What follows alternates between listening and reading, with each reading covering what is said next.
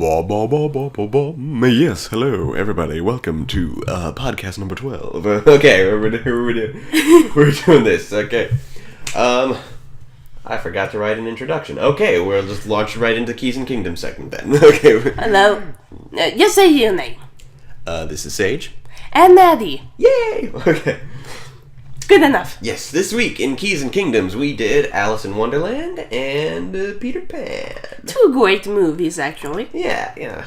Well, Walt Disney didn't like them much himself, personally, but I enjoyed them. They were good. Normally doing more than one film in a week means they were released in the same calendar year, which these two films were not. But when scheduling the podcast episodes that I'd be recording here in Sweden, I realized I'd accidentally skipped over 20,000 Leagues Under the Sea, and so, not wanting to delay the schedule any, I just lumped these two films together. Figure that, like Saludos Amigos and The Three Caballeros, they're closely related enough to justify grouping them together, as they're both adaptations of very British literary classics, starring proper young British ladies voiced by Catherine Beaumont. Yeah. I happened to discover last week that not only is Peter Pan the last Disney film to have work from all 9 of the legendary 9 Old Men, Walt Disney's name for the 9 greatest animators the studio had, but also the last Disney film to be distributed by RKO, so that answers that question. Oh. On the day we watched this week's film, it happened to be Nikki's birthday, so we watched it with the whole family over pizzas and cake. Yep. Nikki is my younger sister, by the way, for the listeners. Yeah. I should recap things more often. Get his picture, remember them. It was me and Naty, her mom, younger sisters Nikki and Steffi, and a visit from older sister Mishi and her boyfriend Theo. That was a lot of fun, having 7 distinct voices making comments and notes. Yeah. I hope I have somebody to watch these films with after I leave here. I'm not sure my Aunt Rachel will be into watching old Disney films every week. It doesn't hurt to ask. Yeah. Ooh, 1951's Alice in Wonderland. Last time I saw it, I must have been about 6 years old, so I didn't have much memory of it going in. I figured, true to the book it's based on, it's not a story so much as it is a succession of crazy people.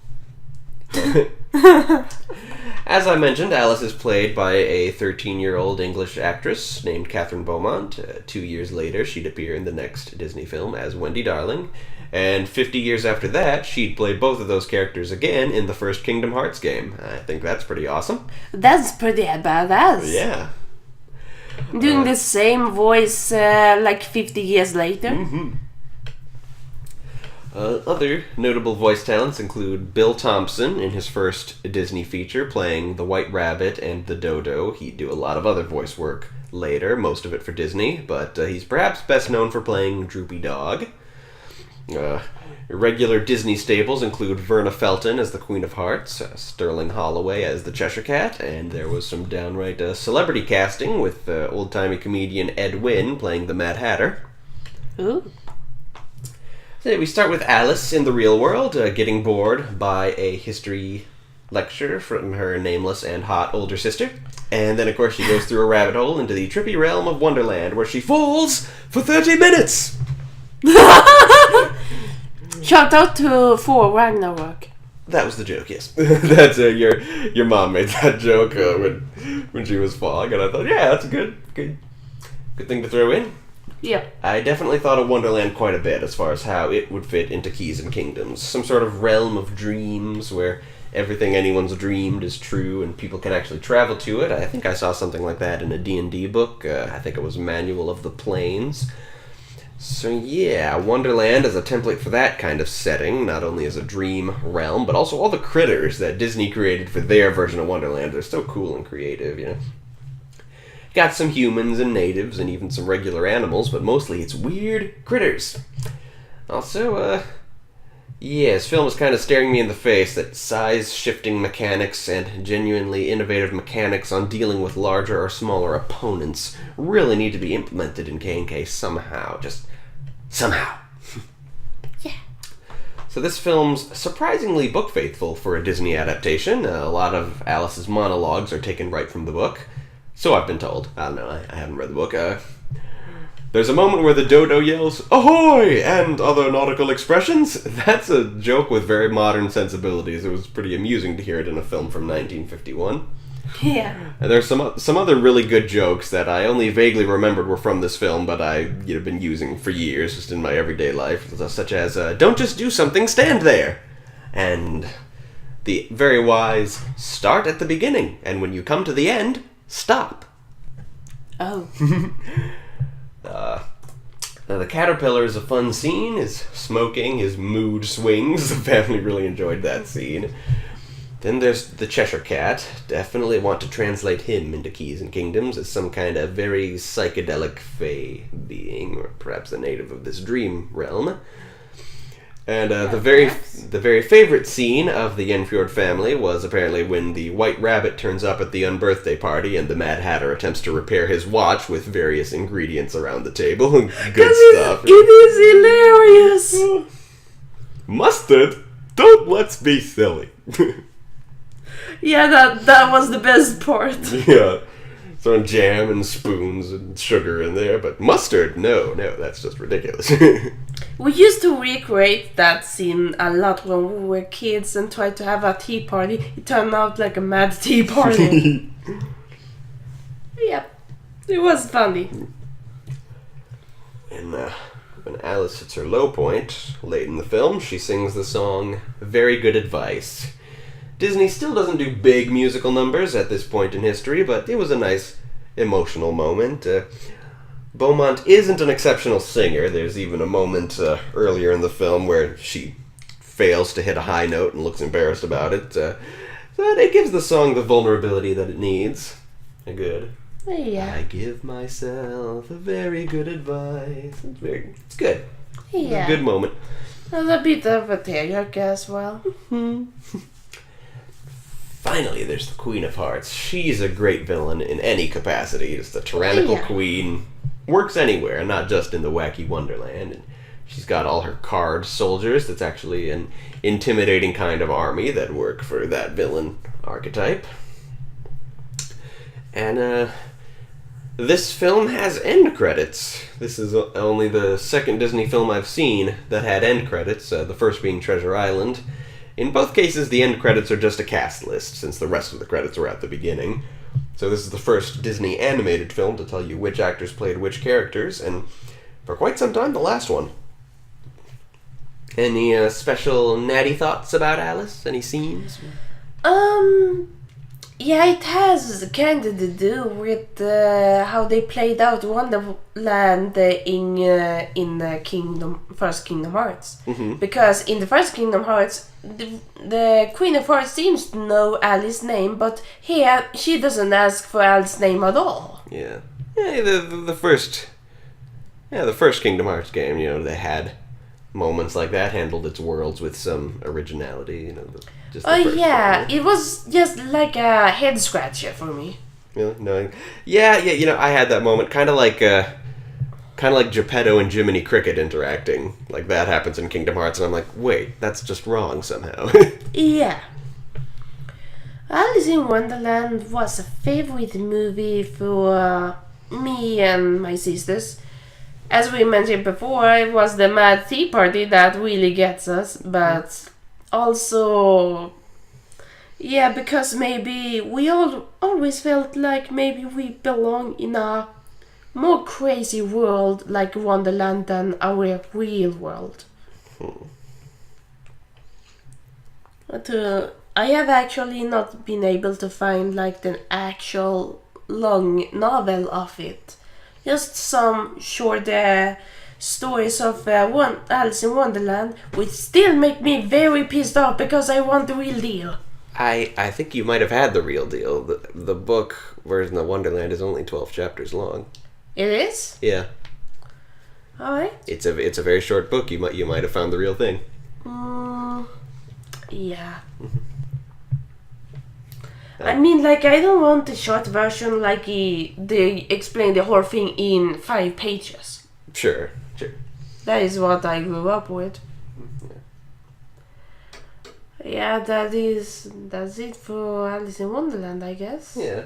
There were There were 2 Alice books, and apparently the Disney film mostly covers the first one, but takes some elements from the second. Oh, really? Alice in the Fool Looking Glass. Through the Looking Glass, yeah, like Tweedledee and Tweedledum and their story. That was from the sequel, and what else? I don't remember what else. But it was mostly Alice's Adventures in Wonderland that got adapted. Okay, if that's all about Alice, we come to 1953's Peter Pan. Oh yeah, I grew up with that story. Mm-hmm. The first thing I noticed about this film was the opening credits thanking the Great Ormond Street Children's Hospital, to whom J.M. Barrie gifted the copyright for the Peter Pan intellectual property. Now, I recently discovered that the hospital also authorized a literary sequel to the original book called Peter Pan in Scarlet, published in 2006. That's pretty interesting, a book from 1911, I think, getting a 2006 sequel that's approved by the copyright holders. Yeah. Well, yeah. Of course, most books from 1911 don't have copyright holders, so... No, I guess. Yeah.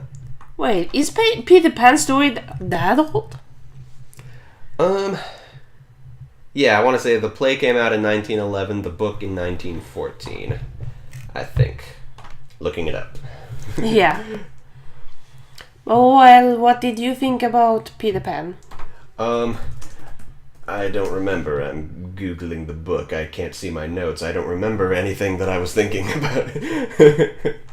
Okay, Peter Pan, literature. Da-da-da. Well, I could take the time to tell of what I know of Peter Pan and stuff. According to my mom, the original story of Peter Pan was actually pretty nightmare fuel-ish. Perhaps, yeah. Because she said that real Peter Pan was actually cool and stuff. Yeah, well, we'll get into that. Okay, publish date. Yeah.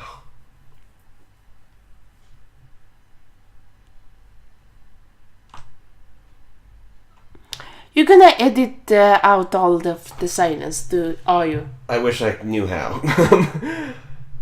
Okay, it doesn't matter. Okay, here. I can see my notes again. I can speak. Okay, yeah. Let's talk about the phrase, second star to the right and straight on till morning. See, in the original novel and play, I forget which came first, I think it was the play, Wendy asks Peter his address, and he, not wanting to sound stupid by admitting he has no idea, pulls the phrase, second to the right and straight on till morning, right out of his ass.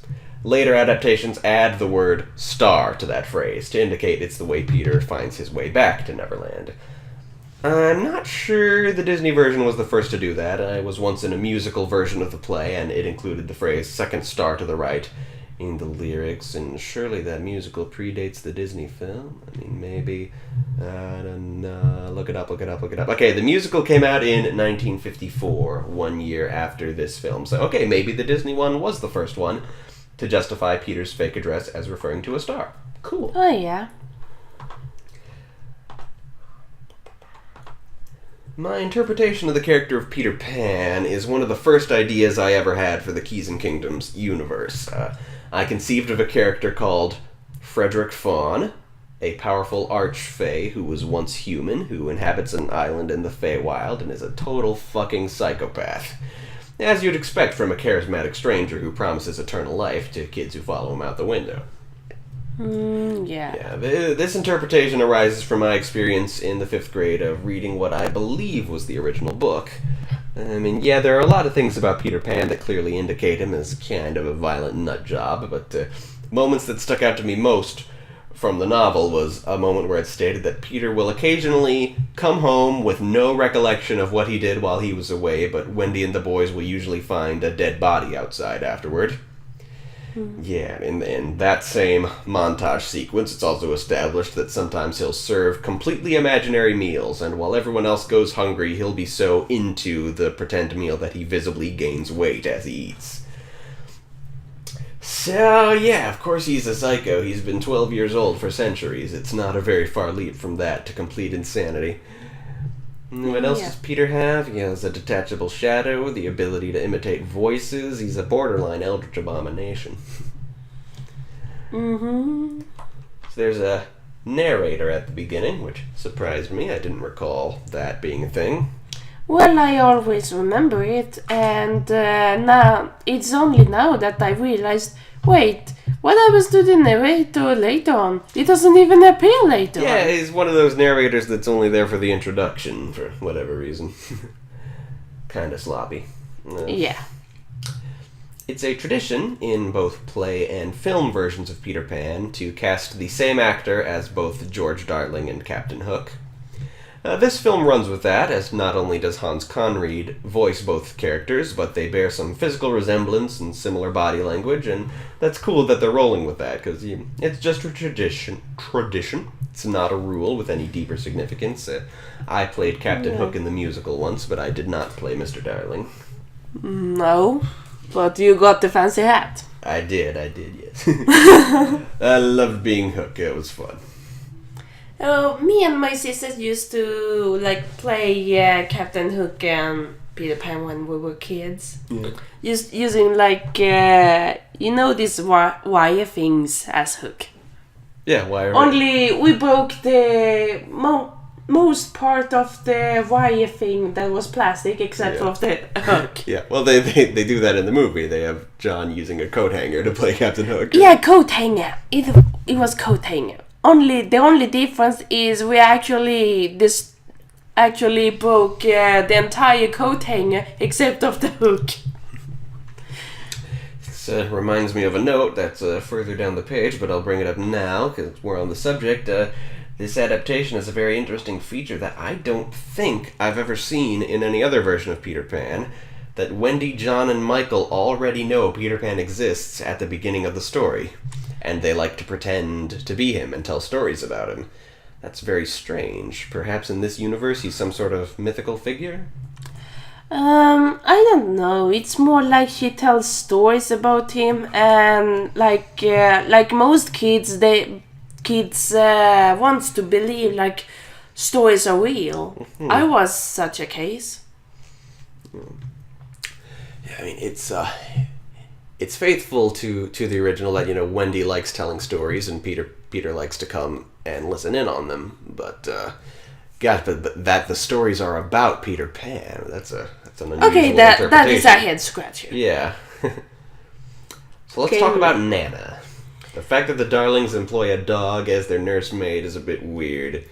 It's a weird Disney-esque thing to include in what's supposed to be the real-world segment of the film, but that is from the book, so that's weird. I suppose some dogs are highly intelligent. I remember the dog we used to have before when I was a kid. He was basically like Nana, just less nanny-esque.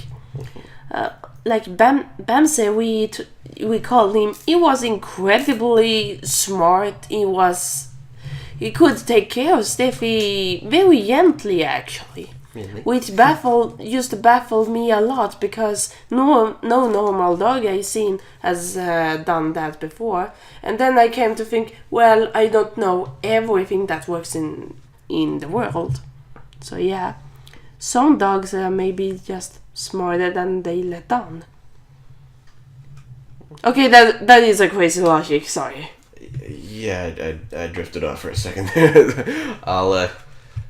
I wasn't listening, but, I'll have to edit the podcast, so I will listen to that story later. Oh, yeah. Okay. Don't edit that out. I'm sorry. Well, no, I don't edit the audio. I add pictures to it.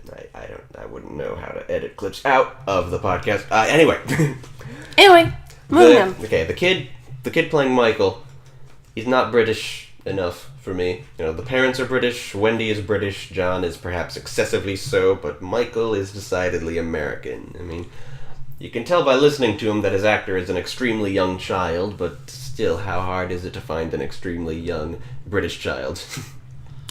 Well, yeah, I suppose. Also, Mrs. Darling is hot. She's voiced by the same actress as Alice's hot sister, so I guess both of Catherine Beaumont's characters, judging by their relatives, are going to grow up to be really hot. Yeah. Speaking of hot women, we see a lot of Tinkerbell's panties in this film. Yeah. Let's talk about Tinkerbell and pixies in general.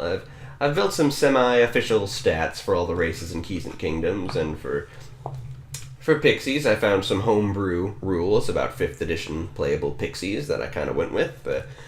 My decision on pixie size is that they're about 9 inches tall, substantially taller than Tinkerbell is in the film. This film reminded me of the existence of pixie dust, and I wonder if that could be employed. Basically, with every film I watch, my thoughts on Keys and Kingdoms grow further and further away from just using 5th edition open game license rules, but that's gonna be, really hard, building a rule system from the ground up. Yeah, I know, but we can probably find some helpful books about it.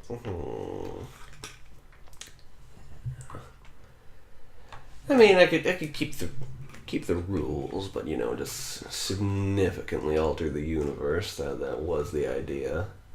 Yeah, it's gonna be hard, but I think you can pull it off. Thanks, baby.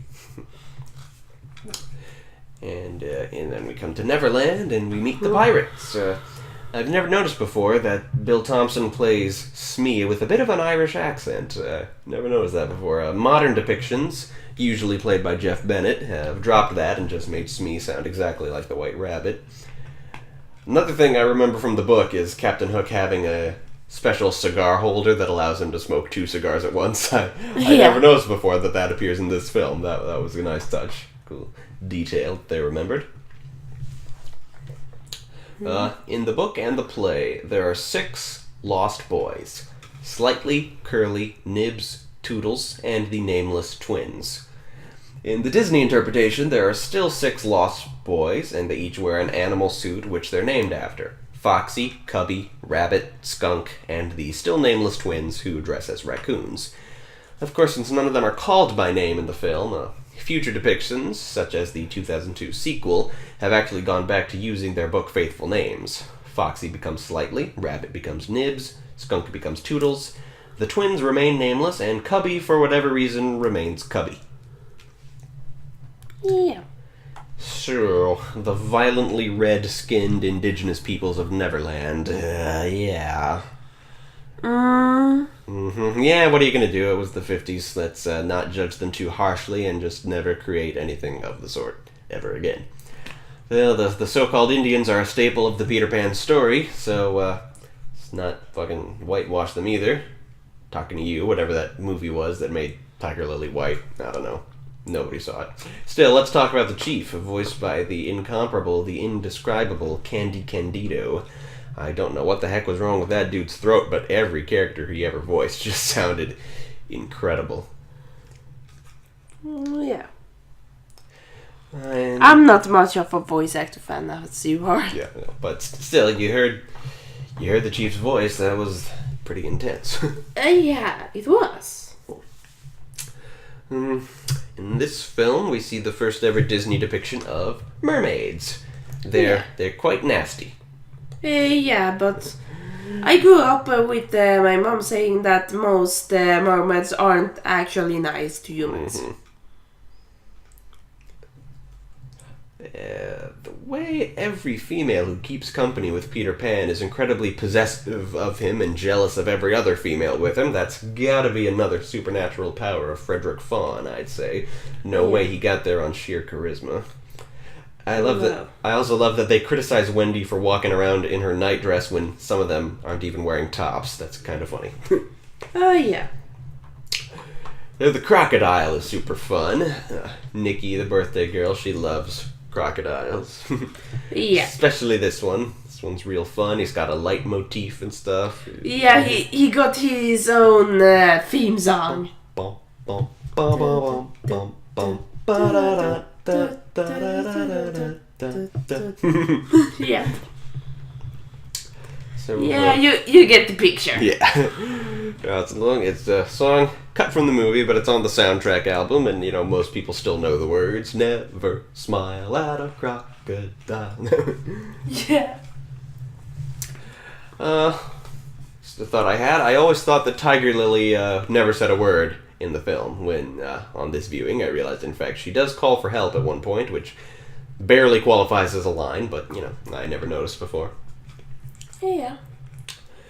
And it occurred to me regarding both of these films, it's actually kind of super weird to hear these 1950s American celebrities playing these British literary icons. I mean, this is the version of these characters most people are most familiar with at this point, but I guess having some familiarity with both the source material and the actors just makes it sort of weird. Oh, yeah. So, what made the red man red? I don't know, maybe white isn't the default color of humanity, assholes. Yeah, I got actually disturbed by it, and even more disturbed that I didn't even think about it as a child. I lived an incredibly sheltered life as a kid, and red, speechless. Yeah, it was. It was was pretty uncomfortable. I was pretty disgusted of how racist that actually was. And well, my mom always noticed how uncomfortable I am by that, and of course, I haven't seen Peter Pan in some years, so I got a bit shocked by that. Yeah. Also because I never catched on what they were actually singing about. I was just thinking, singing again, so annoying, I'm gonna close my ears as a kid. You didn't like musical numbers as a kid? I liked the ones that was good. I didn't think this song was that good even as a kid when I never understood what they were singing about. Yeah. But now when I understand English perfectly well and stuff, I get so appealed. Yeah. So wait, were you saying that the musical numbers were in English when you saw them as a kid? They kept them? Not really. They did sing in Swedish dub, but I didn't understand what the heck they were singing about because Sweden got their accents too. And I'm from the south. Yeah, I get you. It's like Southern American is going to suddenly understand what the heck a person is speaking about from like North Dakota or something. So you're from the howdy y'all area of Sweden then? Right? Yes. Sorta-ish. Final thought on Peter Pan. Okay. Michael has almost completely forgotten his mother after just one day in Neverland. The place is friggin' scary. Oh yeah, not only Michael, but less example is Jan. Yeah, he seems to be completely forgotten about mom, but Michael is more scared because this was a child in the beginning who was very attached to his mother. Yeah. Just the line says so like when he's like, "Don't you remember mother?" and Michael thinks for a bit, and then he describes Nana, and it's no. Well, yeah, in the beginning, he actually asked Wendy, "Isn't she their mom?" Yeah, because that's what Wendy's position is on Neverland, to be the mother and tell stories and stuff. And, Yeah, I was confused over that. My mom told me in Swedish, which I forgot to speak in English actually, that she said Neverland is magic in its own way, and it affects mostly lost boys. And she said you don't see a lost girl in Neverland actually. Yeah. Because she said girls always remember who they are and stuff. Yeah. I believe the official explanation from the book was that the lost boys are boys who fell out of their carriages, but girls are too clever to fall out of carriages. Yeah, I suppose. So yeah, I was actually a bit unnerved by it. It did creep me out a bit, having already, come up with that alternate interpretation of Peter and Neverland and all that's implied by it. Yeah. Okay, that wasn't my final thought. It was just the final paragraph. Catherine Beaumont's singing is much stronger in this film than it was in Alice. I could scarcely believe it was the same person.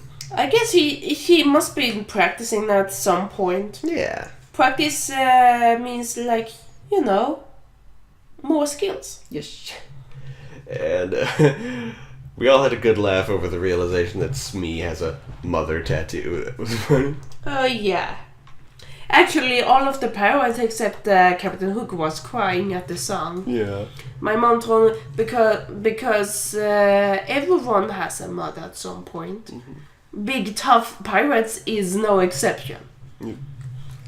Indeed, I recall in the book and the play, the Hook's actual plan was, after killing all the lost boys, to keep Wendy for their mother, for the pirate's mother. Well, that is creepy. Mm-hmm. So, any additional thoughts on Peter Pan? Not much actually. Okay. I used to have a lot of thoughts of it as a kid, but this doesn't seem I have much thoughts about that. Okay. Also, I don't know if Hook was actually serious about sign and he spared them.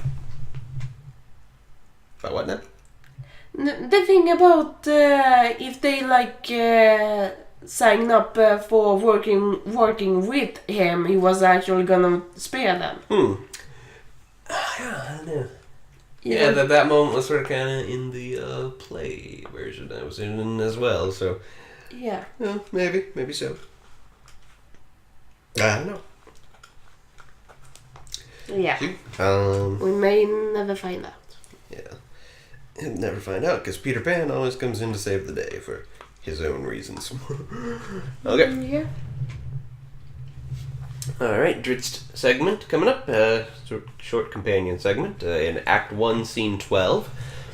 The companions enter Mithril Hall. There, Bruenor discovers the remains of his father and grandfather and takes the title of 8th King of Mithril Hall. Dritz discovers evidence that the Shadow Dragon Shimmergloom and its Duergar minions have already vacated the kingdom, as they don't want to slum it in community theater. Wulfgar proposes to Catti-brie, and she accepts, which Bruenor is grossed out by because his intention was to raise them as siblings. Catti-brie finds a magical bow, but ditches it in favor of her sword because the show doesn't have the effects budget to depict its magical silver arrows.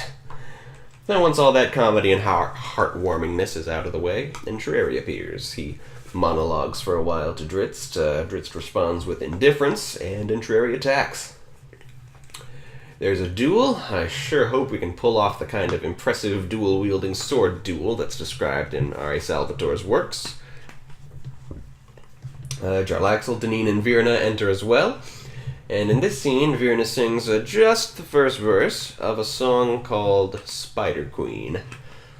Once again, no melody. I'm starting to feel really fucking pathetic about that I can't come up with a melody for save my life. But the lyrics go like this. I've been waiting many years. I've shed blood, sweat, and tears. You've been bad, but I don't mind you. I've searched so hard to find you. What a sight you are to see. I accept your apology. Come, little brother, back to me. She asks him to come back into the embrace of the Spider Queen, and Dritz says simply, no. Virna goes berserk, and all the heroes flee deep into Mithril Hall's Undercity. I'm starting to get really exhausted about recapping these scenes, man. I've got to really make the play. I've got to. Is anyone listening to this who can make music for me? It will go well, Puka. Frankly, I enjoy when you talking about tweets and stuff. Thanks, Puka. I have actually never heard of tweets until you approached me with the ideas. Mm-hmm. So yeah, maybe we can spread the word of tweets internationally. Yeah. Yeah. I mean, the target audience is mostly people who've already read the books, getting a chance to see their favorite Forgotten Realms characters singing and dancing. Yeah. But, I'm so depressed. I mean, this podcast used to be like sort of a beacon of hope for me, but as time goes on and I've been talking about all these things, I'm just starting to think there's absolutely no hope of any of them ever happening. And there will be hope, Pookie.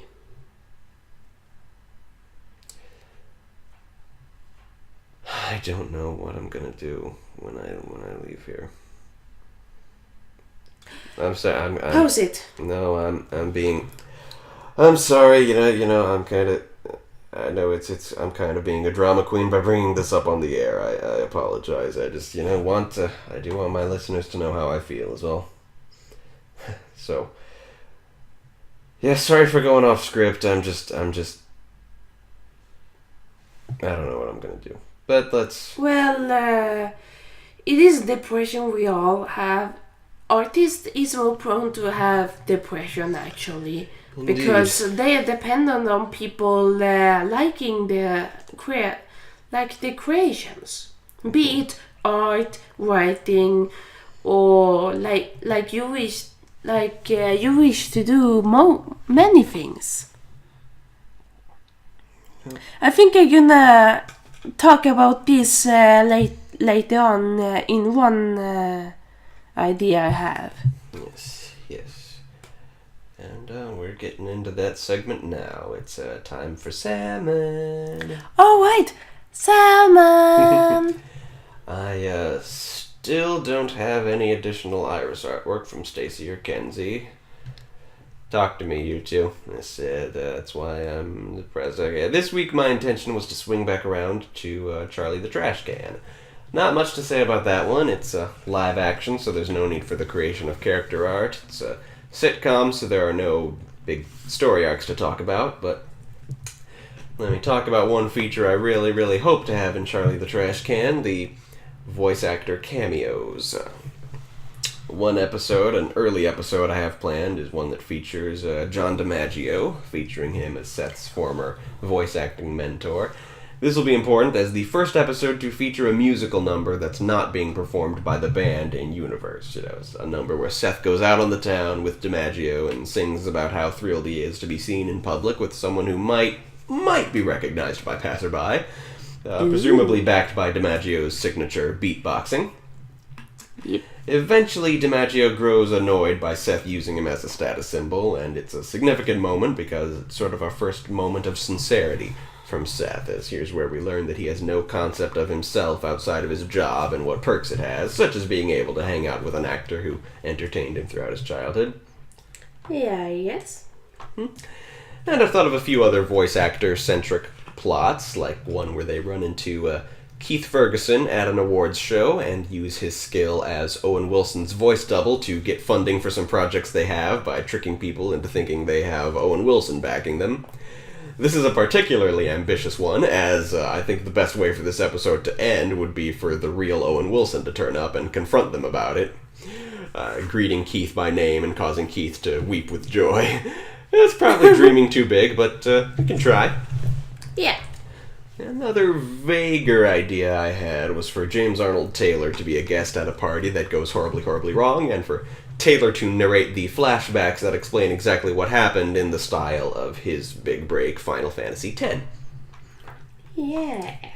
I'd like Jeff Bennett to be a recurring character, sort of as Seth's nemesis, Okay, I'm not familiar with voice actors, so tell me about Jeff... Jeff Bennett? He's the guy I told you about, the guy with over 1,800 credits to his name on BehindTheVoiceActors.com. Yeah, he holds the record there. I think you would best know him.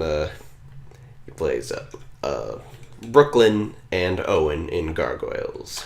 Oh, I get it. Yeah, okay, so...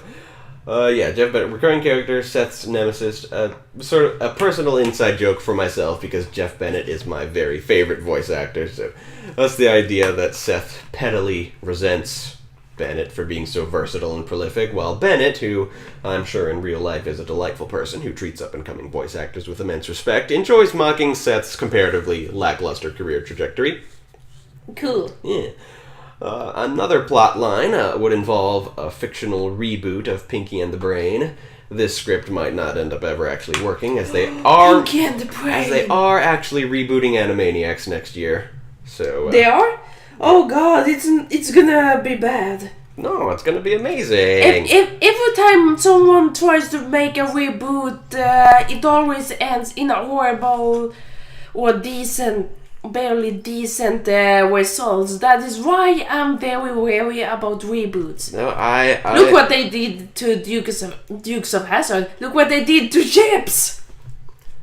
Okay, Yep, looking at you. fair point. Yep. Yeah, Chips. So I'm gonna, if they doing like the reboot of Animaniacs, I'm gonna do like the thing I always do in Desperate Measures. What's that? I pray. You pray. Okay. Yeah. Okay. Okay. On the one hand, I am a bit wary of Animaniacs reboot solely because of the fact that traditional 2D animation just plain doesn't exist anymore. And every time, so I don't know what kind of animation style they're going to be using. It damn well better look like the original. Yeah, I hope so, for their own sake. Yeah, because, every time they try to do 2D animation in the modern day, it just looks awful. And so there's that. But on the one hand, they are getting the original writers, producers, and voice actors together for it. And, their topical humor has always been very big in those kinds of shows. And, with the world and the state it's in, I wouldn't mind seeing Animaniacs take on that. People are going to criticize it for being modern, but, Animaniacs was always very modern. They were making fun of the 90s while they were alive. Now they're going to make fun of the 2010s. Okay. I can agree that Animaniacs is actually very modern. Mm-hmm. Was modern when I was a kid. Yep. Yeah. So we got sidetracked there. Yeah, okay. We got sidetracked there. So here's a script that probably won't happen because they're rebooting Animaniacs next year. So I presume Pinky and the Brain will be involved in that. But the premise of the episode idea was that Seth gets cast as both of the title characters in a Pinky and the Brain reboot and faces huge backlash on the internet, including from original actors Rob Paulsen and Maurice LaMarche, who admit that they're normally cool with this sort of thing, but have a particular attachment to these characters, so they end up leading all their fans in this huge protest crusade thingy. Seth eventually realizes that there's no way this will be his big break, it'll just tarnish his reputation, and he decides that the right thing to do would be to resign from the show and urge the producers to reinstate Paulsen and LaMarche, only for the roles to go to Liam Hemsworth and Gerard Butler. Yeah. And then one final idea I had would be about some voice actors who don't play themselves.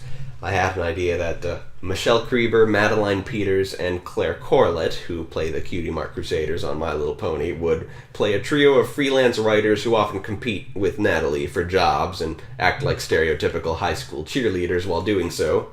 And I just realized this is basically the exact same joke as the Jeff Bennett thing. Just the basic idea that we're depicting freelance creative work as, more competitive and cutthroat than it actually is. So I suppose it is that, but I don't know. It makes sense and is really, really funny in my head. Oh, yeah. But now, I'd like to talk about some of Naty's ideas. Yeah, before I begin that, I also had to add, when it comes to Charlie the CCC. Yeah, CCC, Charlie the Chrash Can. Yeah. I've been very invested in it because, it's one of your projects. You presented some of your ideas to me, and I felt like I want to, be, co-work on that. Well, I hope to have you, hope we work together on all of these. Oh, yeah. Yeah. Okay, So, on to my ideas. Yes, 4 ideas that might work as Team Salmon cartoons that she'd like to share with you. She's written some... Yeah, at least Team Salmon originals. Yeah. That was what we can call them. he stated, it's 4 days. One of them I'm going to talk about is Spaced Out. It's a sitcom idea I had for a long while since the summers I spent in US for the 3 last years. I grew a fond love of sitcoms, and then I realized there were almost none that has sci-fi as a double genre with sitcoms. So Spaced Out, it's about 4 college-age guys. They are the best of friends and very dysfunctional. A bit inspiration from the guys of Big Bang Theory, just less sciencey. They struggle with their everyday life because we're going to see like how it is with real life. 4 guys living on a big apartment. They all trying to like pay rent to a very and the landlord is a very craggy old man, which they dub him as Old Yeller because he's old and yell. Nothing to do with the actual title or Old Yeller. So their lives get upside down when they encounter a stranded girl who turns out being from outer space, and she crashed on Earth. They scared shitless if the government is going to find out and house her, which causes a series of events that causes all the mayhem any guy would do without. I want to see a fun sitcom with science fiction as theme, and the 4 male leads are actually created by me and a close friend to me, at least the names. I was responsible for like the character builds and stuff. He was more responsible for the names. So I'm going to approach her if I get permission to use the names for Spaced Out. Cool. It's Kelsey. Yeah, Kelsey. So I was thinking, if I think a way to get some inspiration for this show, I know of at least 2 sitcoms that have aliens for main characters. There's Third Rock from the Sun, which I've seen all the way through, and it's pretty good. And Mork and Mindy would be the other one. Stars Robin Williams as Mork. I've never seen it, but apparently it's funny. Yeah. I better look that up. Mm-hmm. Yeah, and anything you have to add on Space Out? Just that. So, alright. Next idea. Next idea is a future webcomic I want to do. It's called Depression and Me. It's basically about this girl, or it can be a boy, or whatever, living with depression, who's portrayed as an entity that is invisible to everyone else, except the person who happens to have depression. Here we say depression is basically like the annoying roommate who only you can see and who's overly annoying with all the gloomy stuff. Its deep meaning is how to deal and live with depression, because depression is actually a mental condition that is never cured for real, and something everyone can relate to. It's going to have its own touch of humor. It's mostly dark humor and some satire, because this is like the real world we're living in. And it's actually nothing worse than to live like an annoying roommate, except only you can see it. Yes. It's going to portray also some other entities that is actually medical conditions, like anxiety is one of them, and it's going to be very hard to portray anxiety. Yeah, it's I'm not sure. Well, we'll figure out how to make that work. Yeah. But I mean, so far what you've got, I remember the first time you showed me the artwork of the characterized depression, I just thought it was really brilliant and really Oh, yeah, striking. I think we gonna include a picture here in the podcast about depression and me. Yep, I'm sure they've been looking at it for the whole time you've been explaining it. Alright. Oh, yeah, that's that's the intent. But yeah, as I stated before, everyone had depression at some point of their life. It can be early, it can be in the middle of your life, or the end of your life. Yep. Or your whole life, if it's gonna be like that. Me, I had depression for my whole life without even realizing it. As my mom stated once to me, depression is like this cancer of the soul. It's a good way of putting it. Yep. And as I stated, depression is never cured for real. Sure, you can take medicine for it, but it never vanishes. Yep. And so next we come to probably your earliest idea. Oh yeah, I had this idea since May 2012 actually. This is an untitled story about Sky, a princess I created. I wanted something in touch with Disney princess-like, but thrown with some modern touches here and there.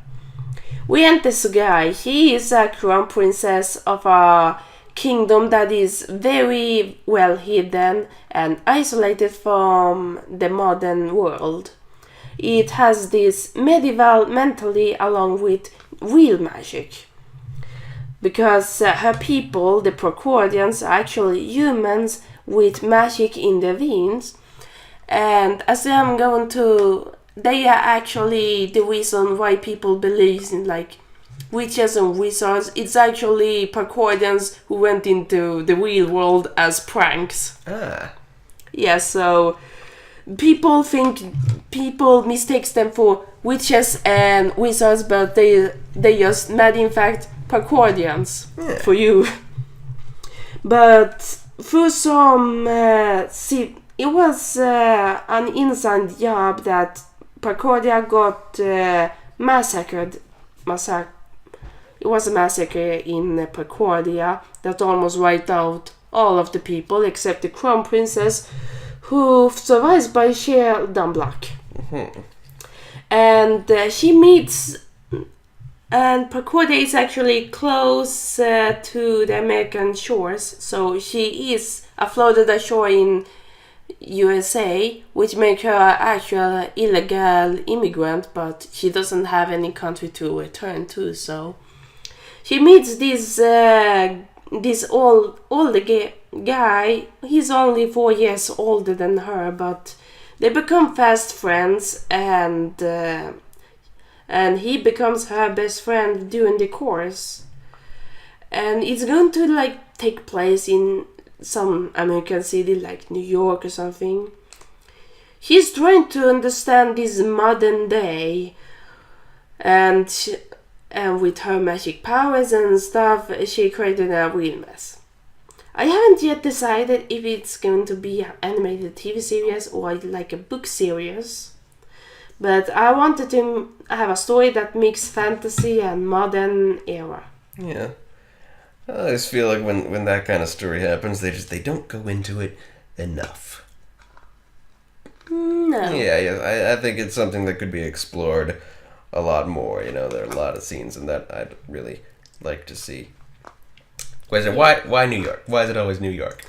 Why not LA or Atlanta or something? I had either New York or Miami. Miami would be. I'd go with Miami. Yeah, I felt like, I just write to New York because I needed like a city, and Procordia was actually located on the eastern sides of US, like in the Atlantics. And it's actually, Procordia is actually lower than close to New York actually. Like close to South Carolina and stuff. I see. So I felt like, why New York? I just wrote that because I needed to write something fast. Yeah, and sure. and now I just realized, why not Miami? Miami would be good. Yeah, if, you have placed your Magic Kingdom around the East Coast, but that's the thing. When magic infects the real world, it's always New York. I think Miami would be a nice original twist on it. Oh yeah, actually. Thanks for that, Puka. Also, shout out to Kelsey, who's my best friend who lives in Florida. She's gonna help a lot with that. I don't know the slightest thing about Miami, except I want to go there. Have to do some research. Yeah. Because all true creators make research. Yeah, I hate that part. Good thing you have me for motivation. Anyways, moving on to the fourth and last idea I have. And it's pretty recent. It's also untitled, because I can't find a title that is fancy enough. Yeah, it's hard. It's actually set in the 90s Sweden. It's going to be spoken and written in English, but about Sweden, my native country. It's about this preteen who lives with her very dysfunctional family. She moves to a new city from the south to north to middle Sweden. And she is satisfied with her life, restarting all of her life again. But she meets three guys who's in the same age as her. The bunch of them are basically misfits in society due to either sexism, racism, or generally misunderstood. It's a coming-of-age series where they try to find a place in life, and most importantly, they stick together despite the troubles they go through, and they focus on one common dream: a bright future in Canada, as they want to work with something creative. I haven't decided what. It can be animation, it can be working for a TV series or something. Sounds like a lot of fun. Yeah. And they actually a bit token persons. The girl I named Stella is actually she's half Swedish, half Finnish, from Finland. So people often misunderstood her because of her accent. See, yeah, I don't think what you're doing is tokenism. That's just when a character is nothing but their race or gender. Yeah, scratch that. What you're doing is diversity. All right. Yeah, very good. Very good. You have these diverse characters who are affected. The thing is, the society thinks they token, but they not token. Yeah. I was trying to explain that. Okay, that works. Yeah. And so that's it about my ideas. Okey-dokey. Yeah, you can write whatever you want in the comments. Except if you insult us, then I report you. That's what the heck? These videos are never gonna get any comments. What about it? Okay. It's gonna get comments at some point, and I bet you're going to jump up and down in your chair or the bed when you get comments. Yeah, it's never gonna happen. It's gonna happen. Okay. Also, fun fact: if you say it's never gonna happen, then it's gonna happen. Common superstition from my mom. Mm-hmm. So say it a couple of more times so it can come true. Okay. Okay. I hope I'm not bringing the whole room down. Okay, let's see. Okay, nope. Final. Let me perk up for our final segment. Droon. Mm-hmm. All right. You're not gonna zone out on me this time, right? No, okay. I list them. Okay. Okay. Here's a book. It didn't stick with me too much either the first or the second time that I read through the series, and I'm not sure why, because a lot of cool, important, and emotional stuff happens. Let's find out. Yeah. Book 12, Under the Serpent Sea, published in 2001. Oh man, we entered 2001 and I missed it. I was trying to keep track of that sort of thing. Hawk Bandits was also released in 2001, so okay, we're in 2001 now. Yeah. We have Tim Jessel as our illustrator again. Let's get right into this.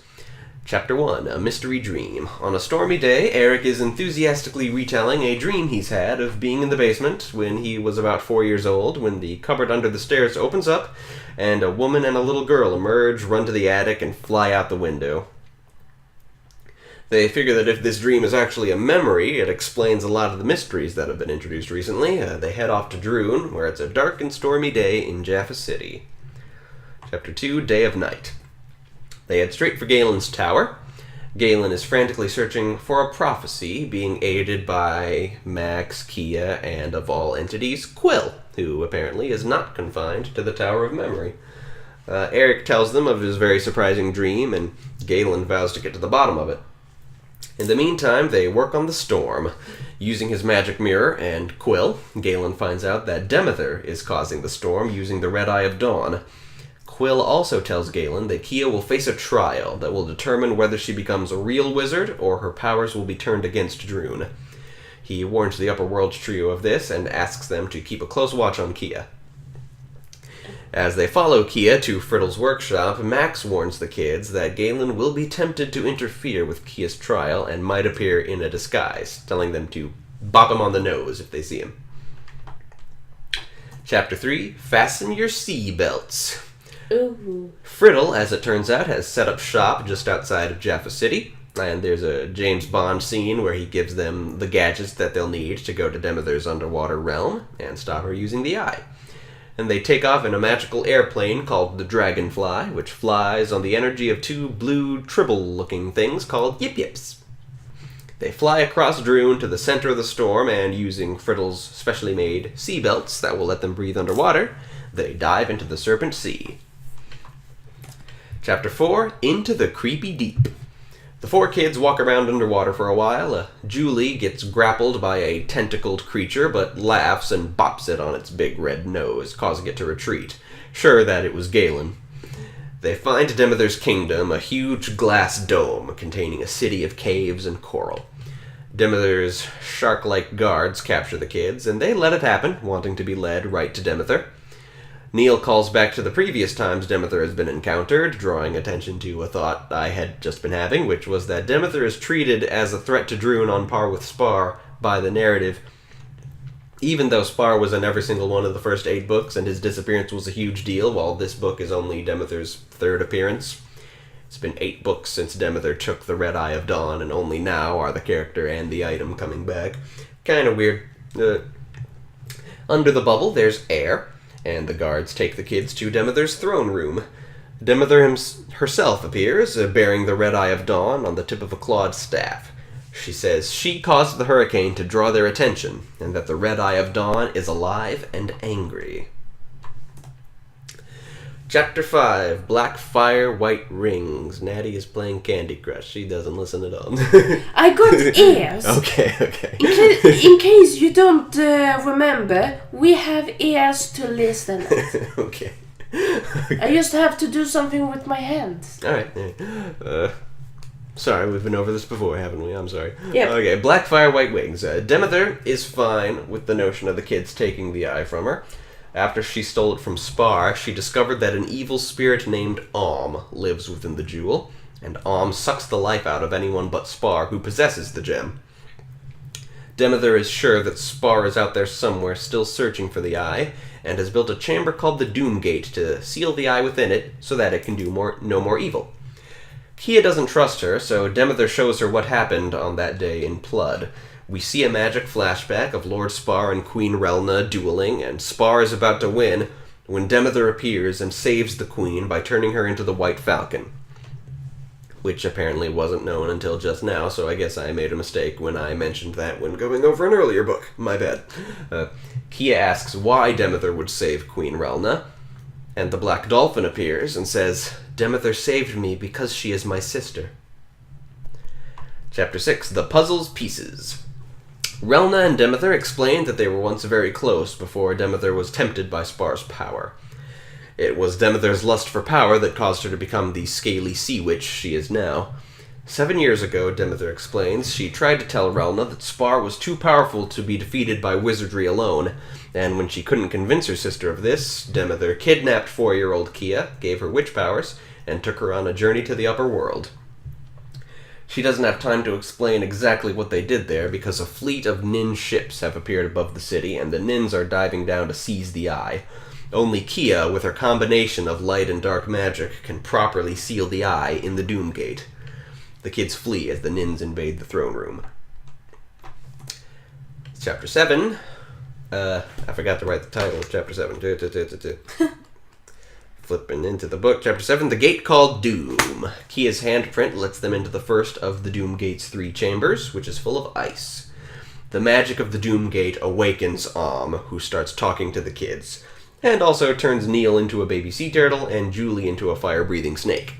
Oh. The second room of the Doom Gate is a warm garden. They fight some plant creatures, and then they come to the final room.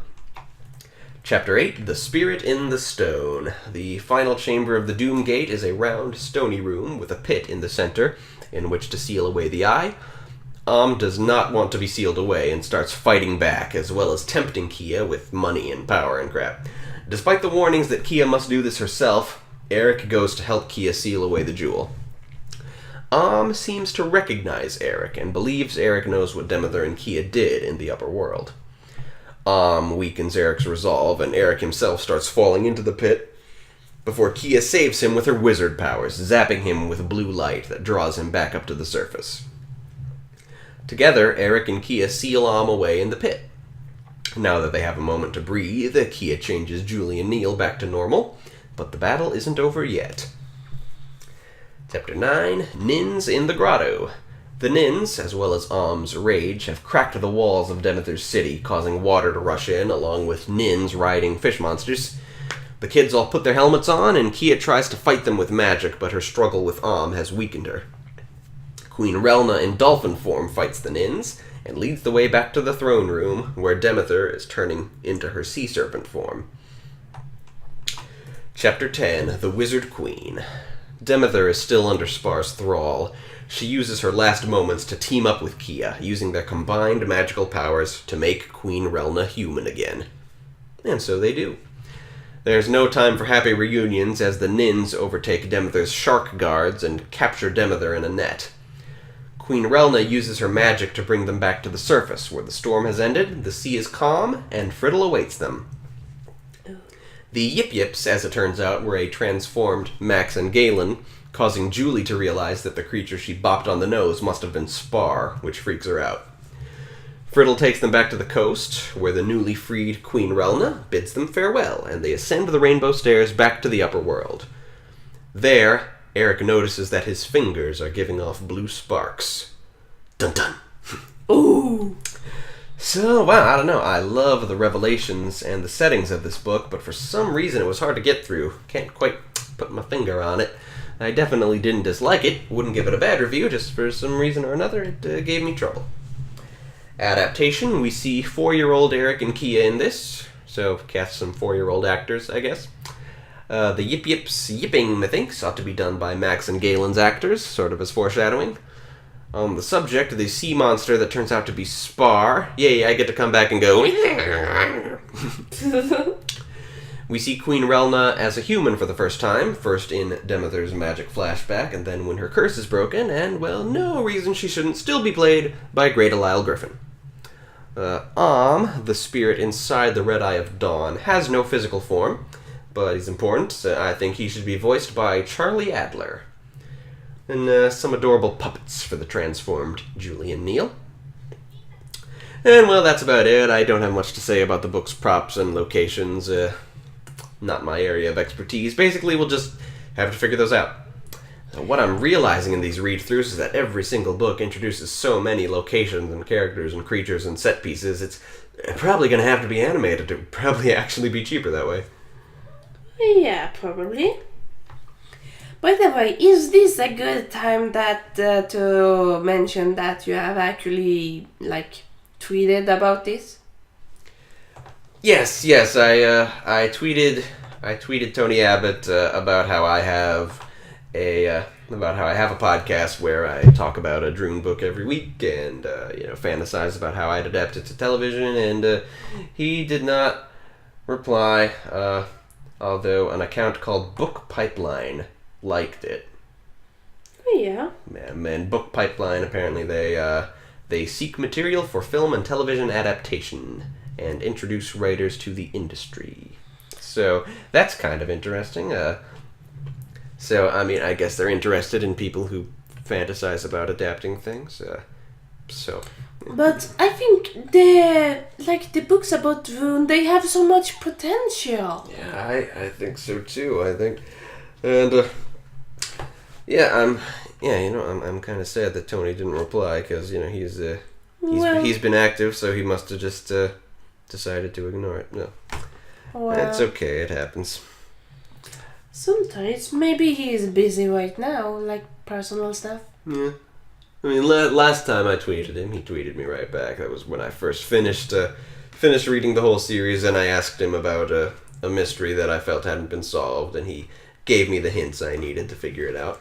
Oh. So that was very nice. But I do hope he discovers this podcast and tells his fans about it. Or alternatively, that just some fans of Droon discover the podcast and tell him about it. And I don't know. Some combination thereof. Yeah. Ugh. Yeah. Exhausted? Yeah, a little bit. I've been talking for an hour and 11 minutes. Oh, we have? Yeah, we've taken some tangents this episode. Oh, and I'm just okay, my script's over. I just kind of want to talk frankly about how depressed I am, not everyone gets depressed at some point of their life, as I said. Yeah. It's a sad thing, actually. Yeah.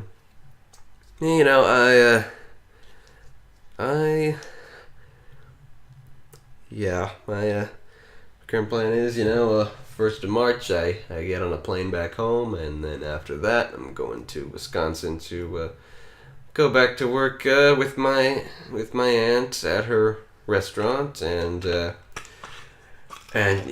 see where things go from there. But I don't know. I don't have any faith. Everything traumatizes me.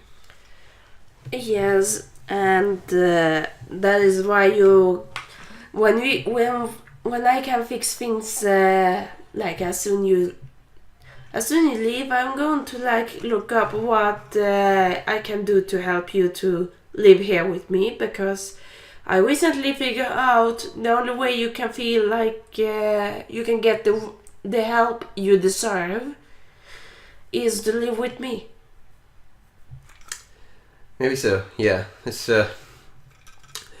this whole visit here. It started off as a plan to live here, but I found out that I gotta fill in some immigration forms that take about 10 months to process, and that I can't enter Sweden while processing. So I'm gonna fill those out when I get back. Well, we don't know 100% because it says 10 months no matter what country you're applying for. And also my mom helped me with saying that it actually depends what country you are from. Like, are you from a country that is currently in a crisis?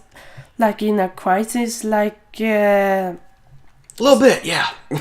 Yeah. We're not counting Trump in this. Let himself ruin himself. Yeah. But US is a very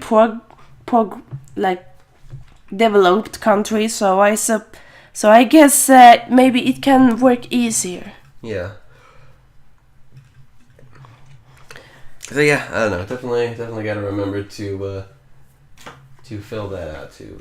I'm getting my tape recorder. Don't forget to fill out those immigration forms as soon as I get back, so that I can get here as soon as possible. Yeah. So. But yeah, I don't know. Also, I don't even know how I'm gonna survive the airport. Just my mental state has deteriorated so much. I have no idea how I managed to keep things up through this whole podcast. I honestly, I don't know what I am anymore. let's finish this, okay? Yeah, just wanted to tell the people what's on my mind, so. Yeah, that you're feeling at the lowest point, and I'm very afraid that you're going to be criticized for it. Maybe so. Because hateful comments is the last thing you need, and I will literally sue everyone who does that. Nobody listens to this podcast. I mean, Stop saying never. okay, well, I mean, Never say never. People are going to listen to this at some point, okay? okay, and It takes slow because, wow, YouTube is huge. Almost huge as internet. yeah. Well, this is what I do every week. Every week I take my dreams and I put them out there, and that it kind of makes me feel better. But I don't think I have what it takes. Yes, you have. Thanks. So, yeah, I don't know how I was gonna go when I'm certainly never getting behind the wheel of a car ever again, and so I don't know how I'm gonna live that way. You don't have to drive. Like some places, you shouldn't. If you feel scared of driving, you don't have to drive. Instead, I can drive because I'm definitely going to be there with you in the future. And who knows? You don't know. I used to be afraid of the thought about me driving, but then my mom said, "How do you know you're gonna fail when you haven't tried yet?" Mm-hmm. So when it comes to that, when I get the chance to, learn to drive, I can always try. Yeah. And who knows, Yeah, maybe you're you right. feel better by a good independent girlfriend who knows how to drive. Yeah. So, gonna do my best. Yeah. Honestly, I don't even know how I'm gonna survive the airport to get out of here, but it'll. It will come in its time, Puka. Okay. Well, thanks everybody. Sorry about that. Just I don't believe in being dishonest and masking my pain. Doesn't feel right, but Because masking your pain drives you more to the suicide. yeah. So I did. It wasn't in the script. I just thought I'd put that out there. So thanks for sticking with me, and I'll see you next week. Yeah. I'll be there. Yes, you will. Yeah. Love you. Bye. Bye.